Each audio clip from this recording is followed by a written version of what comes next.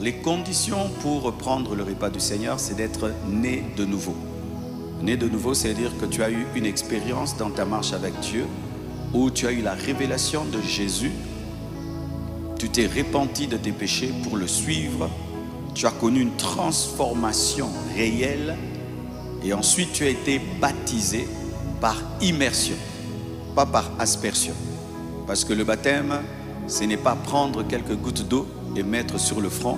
Le baptême, selon le grec, baptismos, c'est plonger dans.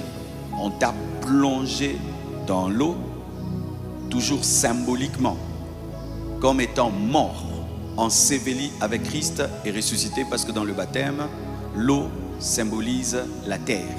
L'ensevelissement total, quand on ensevelit quelqu'un, on ne met pas que sa tête dans la terre, c'est tout son corps. Donc tu es plongé dans l'eau au nom de Jésus, certains au nom du Père, du Fils et du Saint-Esprit. Il y a deux doctrines sur cela, mais que ce soit au nom du Père ou du Fils, au nom du Père, du Fils, du Saint-Esprit, au nom de Jésus, par immersion, là tu peux prendre, et pour finir, tu dois comprendre ce que tu fais, c'est-à-dire marcher dans la crainte de Dieu.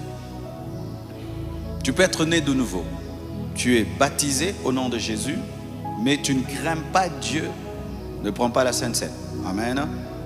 Parce que certains prennent la Sainte Seine par esprit de gloutonnerie, comme si s'ils ratent ce pain-là, vraiment, ils vont mourir de faim toute leur vie.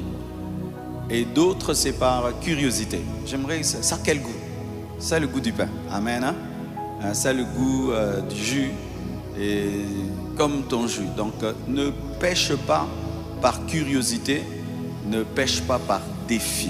Amen. Il faudrait que tu aies le témoignage intérieur que tu marches avec Dieu, et tu es baptisé, et tu es né de nouveau. Amen.